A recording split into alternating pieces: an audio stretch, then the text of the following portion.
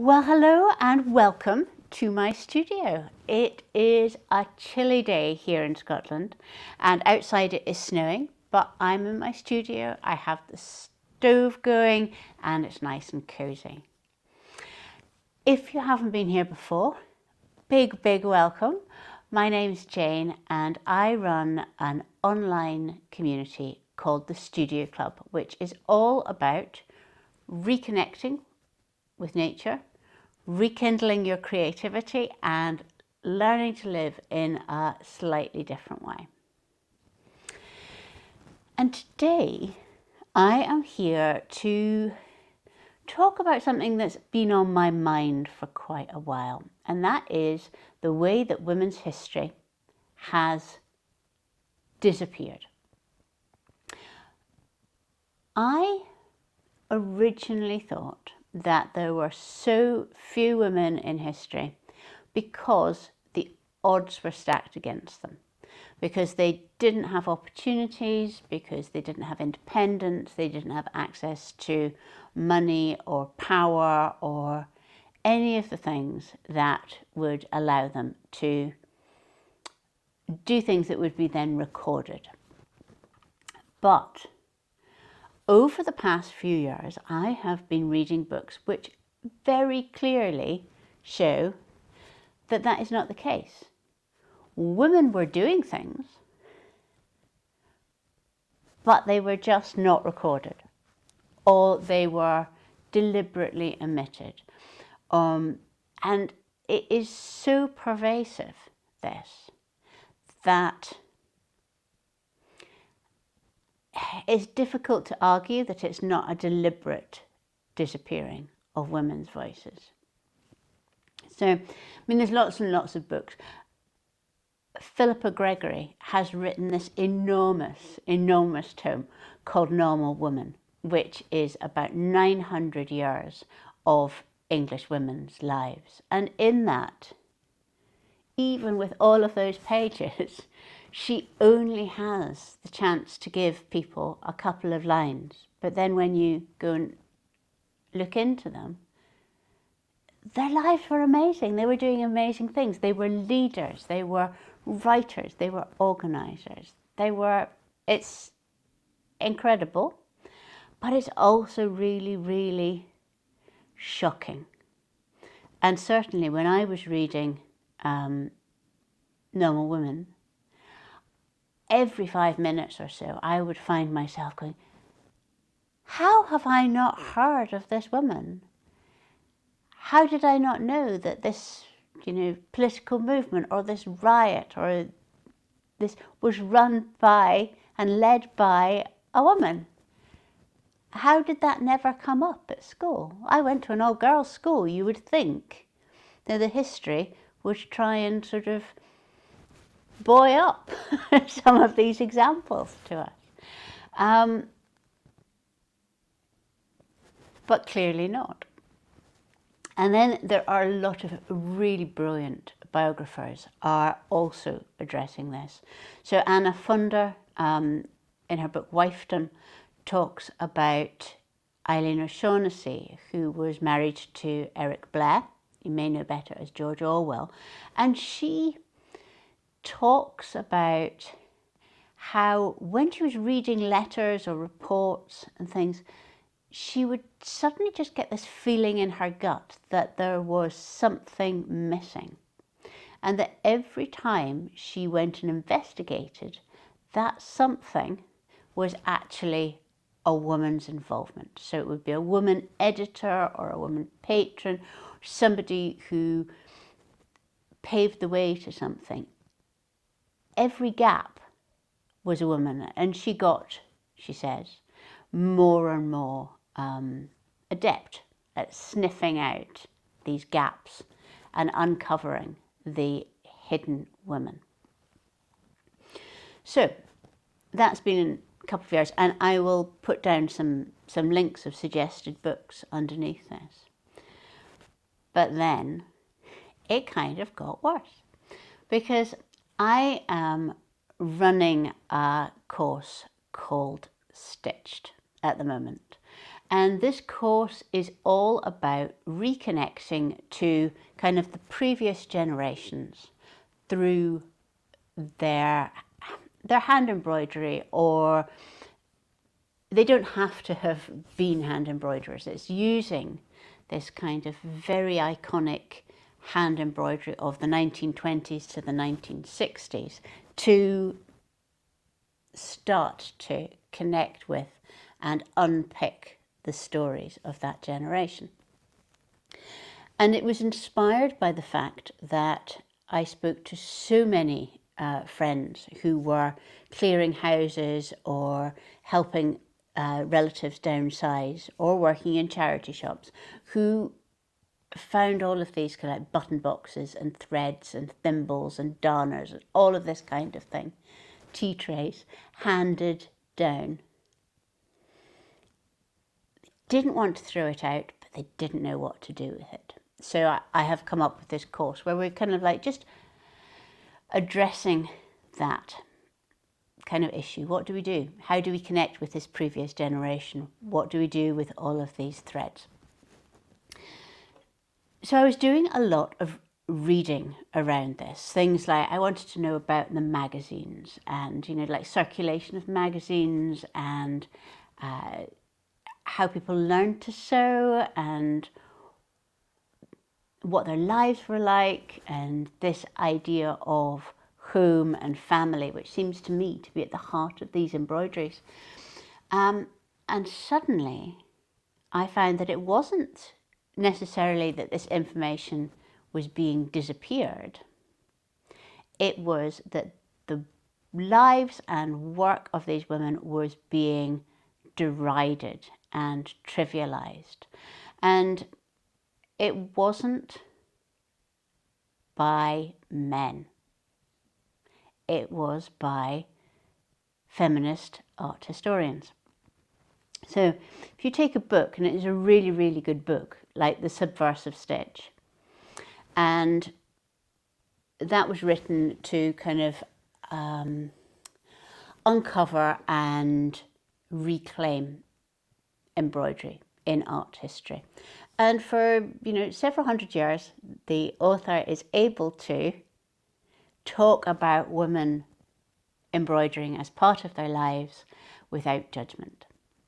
And then suddenly you get to the 20th century and there's a kind of sneering about the work that women would do in their own houses, in their own time, for family, which is, pretty much exactly what had been discussed previous centuries. And the book changes to being about political sewing, or the kind of distressed sewing that was done by women who were locked in asylums.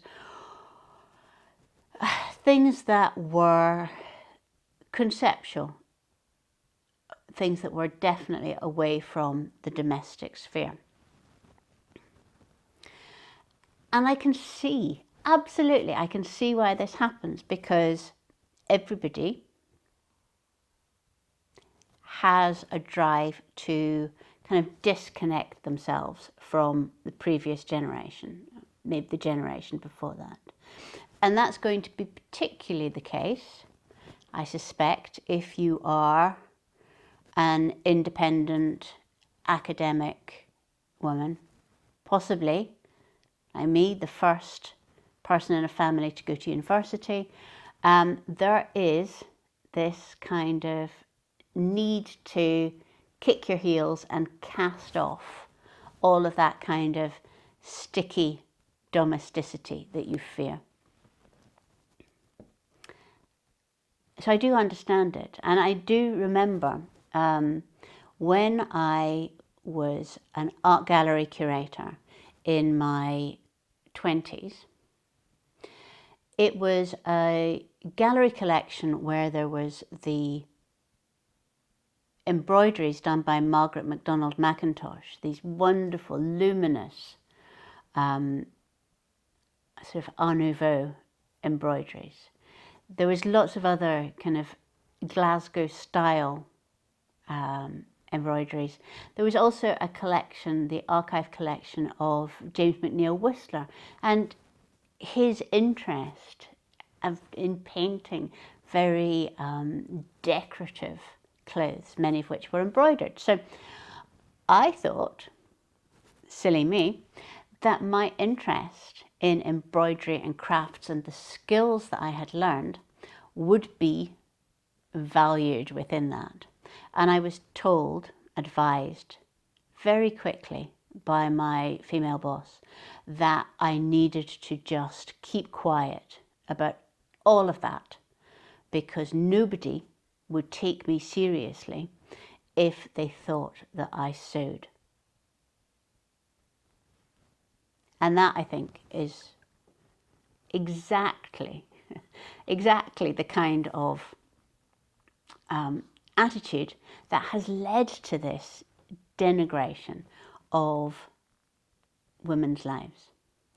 And it's that I'm hoping to kind of work through in Stitched. Stitched is, it's a course that is going to be devised, melded as we go along, as we see what people have and what we're wanting to explore. So although I have a structure in my head about what we're doing and what we're making, and I have done all of the work on that,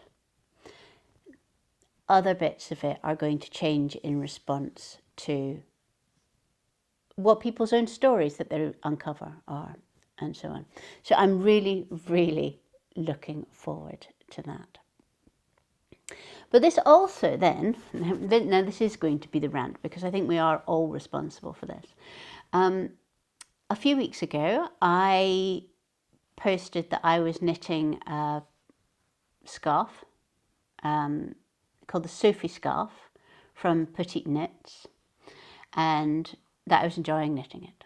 And I got quite a few, 6, which is quite a few, private messages from people who were basically annoyed that I was publicising this very simple scarf pattern, because they felt that the designer had got far too much publicity for this, and that she was selling far too many, and she was far too successful, and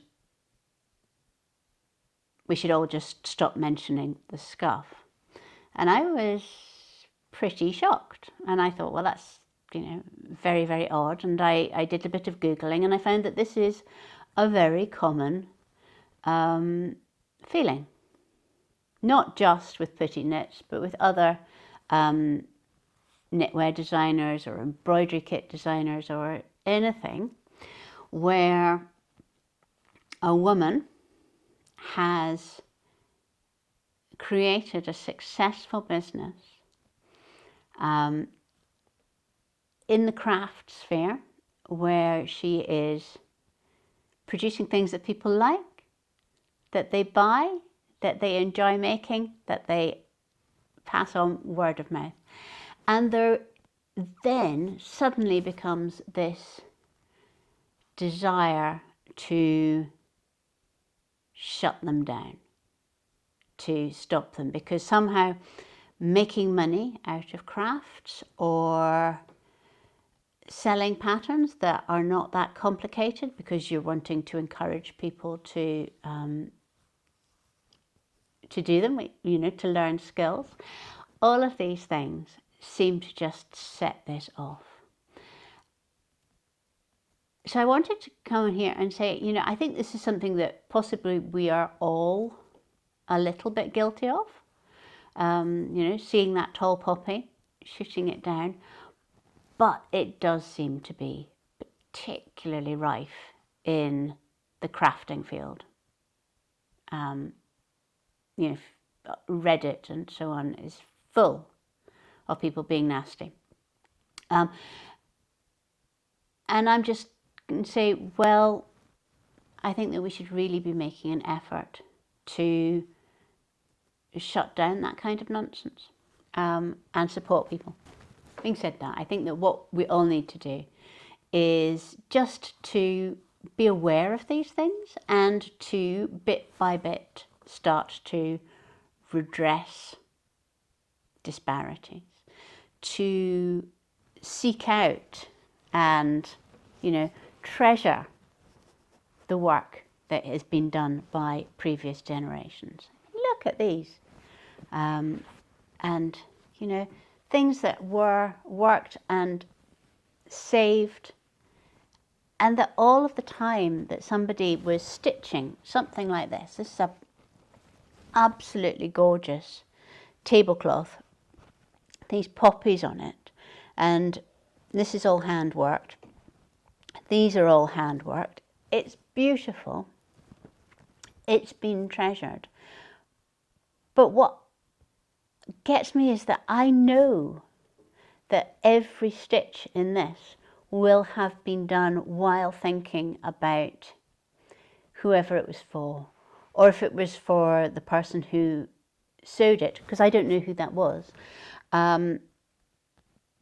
thinking about her house and her family and entertaining and gathering people together. And there is so much love in all of these. We need to treasure them, and we need to treasure and revere and talk about and think about all of these generations who have gone before us. So anyway, that was really quite a ranty kind of Friday film. I think maybe I'll do something that's making next week. I don't know. I'd love to know what you think, so do leave me a comment. But I think that women are the majority in this world. And if we want to, we can set the tone. We can change things. And I think that's what I would like to go into 2025 thinking, that change doesn't need to be big, shouty, radical, frightening, noisy kinds of things. Change can just be having standards, setting standards, encouraging people, finding beauty, speaking up, spreading joy, rejoicing. So, until next Friday, bye-bye.